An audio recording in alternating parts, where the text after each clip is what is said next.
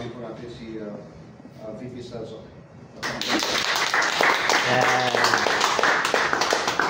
Palakpakan po natin, VP Paulo. Magandang hapon po sa akin lahat. Okay? Alam ko iba na iba-ibang lugar pa, no? Ang ating company po ay Socor. So, hindi lang po yan na imagine po natin na pag sinabing Socor, pag tinanggal mo yung R, ano na? Hindi po yan. Hindi po yan, no? Kundi po ang Socor po ay malalim. Ang meaning po ng Socor, Sulit Uplift Commercial Corporation. Pero hindi lang po, dahil nabasa natin yung gano'n, dahil nga po ang chairman po natin ay he is a man of God. Okay? Siya po ay may business din. At siya po ay senior pastor ng Luzon, Visayas, Mindanao. So kung titingnan po natin yung network ng kanyang lawak ng kanyang mga hinahawakan, di ba? Tao eh. Di ba pag tao po ang hawakan, ay buhay po ang binabago. Tama? Pero hindi lang po eh, hindi natapos doon eh. Dahil gusto talaga natin, Chairman, tama yung sinabi niya na yung vision, yung mission, na marami pang mga tao magkakaroon, not only for magkaroon ng spiritual, no? Kung pagbabago, but napaka-importante yun noon. Pero hindi ko balanse kapag pagdating sa financial freedom, ay kinukulang ho tayo. Tama ba? Yes. Sabi ng iba, mayroon namang business na laway lang ang puhunan. Maniniwala ba kayo doon? Hindi. Kasi pag sinabi ko natin laway ang puhunan, anong babalik? Laway din, palis pa. Uy, hindi palis pa. Di ba? Kasi mayroon naman ahinti. Di ba? Pag nakahinti po ba kayo, pag tinawagan mo kayo sa mga malalayong lugar, ay puntahan kita dyan. Di ba kailangan mo mamasahe? Di ba? Pag nagutom ka, kailangan mo magmerenda. Kapag ka ikaw ay tawag, kailangan mo bumili ng tubig. Tama ba? So ang kagandahan po dito, ang ating chairman po, na nagkaroon pa ng presidente na kumbaga pagdating po sa ganitong industriya, kahit siguro kung nakapikit yan, di ba? Ay alam na ho niya. Kumbaga, sabi ko nga sa ating chairman, kasi siya po ay mayroong construction firm. Okay? Alam mo naman mga contractor. Di ba? Mayroon din one time, big time. Minsan naman, tabla lang. Tama? Pero pagdating sa pangontrata, kahit nakapili po yung ating chairman, alam niya. Pero pagdating po sa itong industriya, mayroon po tayo sa dokmon, sa presidente, na kung saan ay kahit nakapagit niya ng bata, alam din niya kung ano galawin. Di ba? Alam naman po natin yung history. Isa po sa mga company na pinayaman niya, ilang hundreds may 100 millionaires po. Isa po ako doon na biniyayaan. Although hindi ko naabot yung ganong kandidat, no, yung kanyang number, pero nasa kalagitnaan ko, million pa rin. Kasi half million po kinita na ito. Yung past company ng ating presidente. So, ito ko lang po, no? So, ito po yung ating Socor. Ay, hindi lang po ito sinabing Socor na parang magic lang, no? Na biglang bula na dumating. Malalim po pinanggalingan ito. Kasi galing po ito sa Bible. Yes. Ang Socor po ay to help. Okay? Or give assistance. During that time of pandemic po, naalala na po, nagkwentuhan po kasi yung chairman eh. Mamaya siya na magkwento. Okay? Siya na magkwento kung paano nabuo ba talaga yung Socor. So, ulitin ko, hindi lang po ito na nalagay lang na parang nailagay lang na parang bula na dumating. Kundi ito po yung napakalalim. Okay? Ito po, ipapakita ko lang po yung kunting background po ng ating company. Okay, yung ating together we uplift, together we transform. Okay? Ibig sabihin, sama-sama tayo. Kaya po nandito tayo eh, no? May kanya-kanya may kanya-kanya background, kung saan kanya mga lugar, pinagsama-sama ko tayo. Okay? So, yeah. Ito po yung ating mission ng Socor. Our mission ng Socor is we are called to serve by promoting natural health, empowering purpose, driving livelihoods, and building a community of faith. No? Ibig sabihin, hindi lang po sinasabi livelihoods. Ang pinakamalalim po, Basahin po natin yung pinakamalalim dyan. Hindi lang life, and building a community of Faith. yes, yung panampalataya, napaka-importante. Centered entrepreneurs. Through our all natural food supplement and values-based business model, we aim to support the body, uplift the spirit, and create lasting impact, one life, one family, one leader, and at a time. Di ba? So, kailangan dito nabubuo ang pamilya eh. Nagkakaroon ng, kumbaga, impact sa ibang tao. Napaka-importante ito eh. Yung may mga buhay na nababago. Okay? Not for nagkaroon lang ng pera, pero may mga buhay na nababago, lalo na po sa pagdating sa spiritual. Kasi po, marami na po, aminin po natin, marami na tayong business na pinanggalingan. Ang iba siguro ito, kumita, parang roller coaster ang buhay. Tama? Pero, ang may problema, may kulang, the missing link. Yung kulang. So, ito po yung hinahanap ng grupong ito. Yung kulang sa ating puso. Kumita naman ako ng malaki. Nagkaroon naman ako ng financial freedom ng time na yun. Pero dahil nga po may kulang sa puso natin. Sino po yun? Yun po ang aming inilalagay sa bawat isa sa atin. Na magkakaroon po tayo na magkaroon ng financial freedom, kundi magkakaroon po tayo na tinatawag na spiritual din sa ating buhay. Kasi yun si God lang talaga eh, God-centered eh. Ito yung inilalagay na sa business and support na magkaroon talaga ng kumbaga God-centered, no? Yung spirit po natin na magkaroon ng kumbaga yung ating Panginoon Diyos ay maging sentro ng ating negosyo. Okay? Kasi marami naman tayo pinanggalingan, maging ako. Hindi ko po sinasabi sa inyo na wala akong pinanggalingan din. Pero ang importante po, sabi ko nga, hindi ako malayo sa ating chairman kasi pinagsama-sama ko natin to na nabuhay ko hindi lang na alam ko may plano po ang Diyos sa bawat isa sa atin kung bakit nandiyan tayo. Tama ba? Okay. So, okay, through our natural food supplement and values and business model, we aim to support the body, uplift the spirit, and create lasting impact, one life, one family, one leader at a time. Okay? To become a global movement of wellness and purpose, where faith, health, and opportunity come together to transform lives. So, meaning, yun ang pinaka-purpose namin. May mga tao na mababago ang buhay. Okay? So, hindi lang yung hindi lang yung basta-basta nilagay si support. So, ibig sabihin, may pinakamalalim. Yung pinakamalalim, yung tinatawag na missing link. So, mamaya, malalaman nyo ninyo na bawat tumatayo rito, kung ano yung dala-dala o bakon nila, kung bakit nagkakasama-sama ko kami. Okay? Huwag natin alam ko may plano ang Diyos, bakit nandito tayo, may purpose eh. Kaya nga po yung kay requiring purpose, driven life. Dahil hindi man ako naniniwala na nandito tayo sa mundong ito na walang purpose ang Panginoon sa atin. No? So, ibig sabihin, tayo po, pinagsama-sama dahil may malalim na dahilan. Okay? Physically and financially. Okay? Yun. Okay. Ay, core values po natin. Service with compassion. Yung is po. We serve with kindness and heart to help. Okay? Pangalawa po, unwavering faith with trust in God and follow His lead. So, importante ho, nagtiwala ho tayo. Yung unwavering ho eh. Hindi ba walang sino man makatinag doon. Unwavering. Okay? Pangatlo po, commitment to integrity. So, importante po yung commitment natin. At yung integridad natin ho.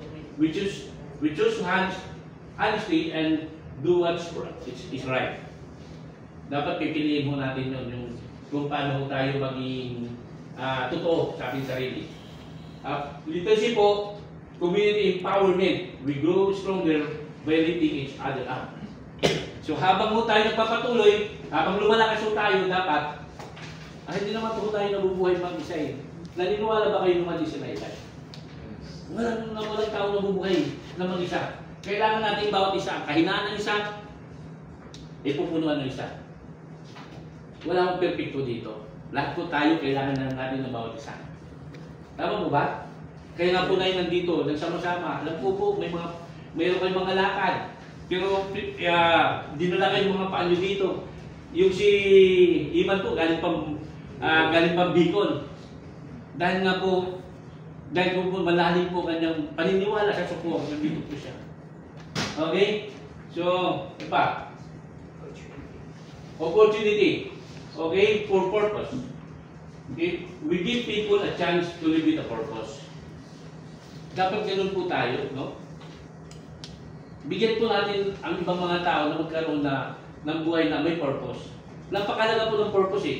Kasi po, di mo ba, even yung mga kakahuyan, pag tumutubo yan, di ba yung mga dahon, yan po, may mga purpose eh. Hindi naman ako naniniwala, walang purpose. Yung mga malaking kakahuyan, pwede nang sumilong doon eh. Di ba? Tayo din po ay may purpose. Kaya nga po yung mga ibang nawawala, pass-away na eh. Yung mga pasaway, pass-away na. Di ba? Nag-pass-away na po. Kaya naniniwala po ako na bawat isa may layunin ng Diyos. Okay? May purpose ang Panginoon. Okay? So, R. Dito po tayo lalanding po, no? Responsible stewardship. We care for our health, blessing, and mission. Okay? Dapat po, yung ating, ang ano po ng sukor, dapat yung ating kalusugan, ay dapat natin intindihin din po. At pagpapala, ang importante po, mayroon tayong mission. Okay? Yung mission eh. Sabi nga ni BP Paulo kanina, bago tayo mag-mission, dapat may mission. Tama ba? Yes. Okay. Yan. Guwapo mo ba? Yes. Yeah. Parang paka natin guwapo. Yan po yung ating chairman po. No. Siya po ay founder at CEO at Marvelous Builder Development Corporation. Isa pong construction firm na kung saan nakabasyo sa Calamba. At may building, no? Nandun po kami nag-start noon. Pero dahil nga malawak ang kanyang sumamot, nandito po kami sa sentro ng tawag dito, itong lugar na to. Nandito tayo sa Alabang. Okay? So, Head Pastor, Life Transformation Church, Bachelor of Science, Education, and Dumaguete.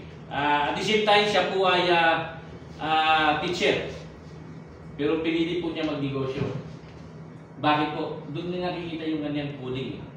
Naniwala ba po yung about isa sa atin may cooling? Yes. Kasi po kung wala mo tayong cooling, magkaroon tayo ng cooling. Sorry naman. Pero yun po, naniwala po kung bawat isa may pagkakatawag. Iba-iba nga lang po tayo ng pagkakatawag. Tama ba, Pastor? Tama. Iba-iba po tayo ng pagkakatawag. Yun nga lang po, kung paano natin ito gampanan yung pagkakatawag natin. Paano tayo sumunod sa aming pagkakatawag. Tama ba? So, but yan. A purpose-driven life, leader, and visionary entrepreneur. Yun yung vision. Yun po ang aming nagustuhan sa kanya. Yung pananaw niya, yung malawak niyang pagtingin, no? Na sa bawat tao, hindi lang tayo na po pwede na sige lang malakas tayo sa spiritual, pero wala naman tayong pagdating sa financial freedom ay wala din. So binabalansipan po niya, doon po namin nagustuhan yun. Kaya po kami nandito po. Okay? So our chairman, Mr. Freddy Digit po, ay integrate faith and wishes to inspire transformation spiritually, socially, and economically. Okay? He believes in values based in entrepreneurship as a powerful tool to uplift lives, build strong communities, and fulfill God-given purpose. So, yan po ang ating chairman, okay? Yan po ang ating chairman. Palakpan po natin ang ating chairman.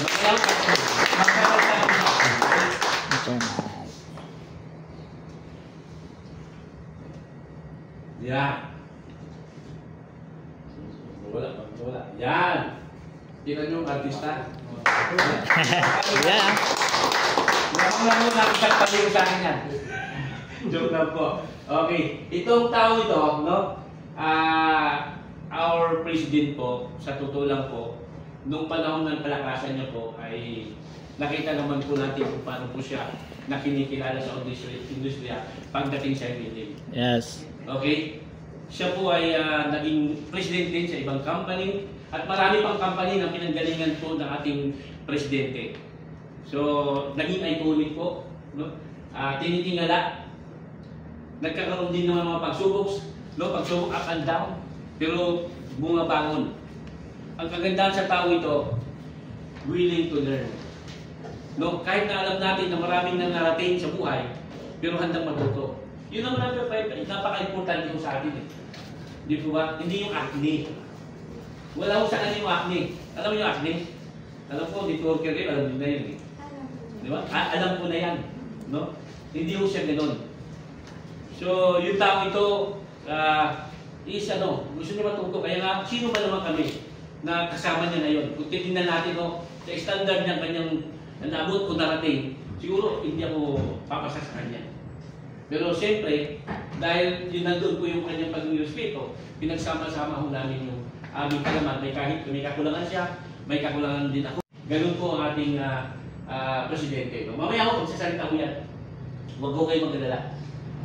Okay? Also, a degree in Doctor of Dental Medicine. He's a dentist po by profession.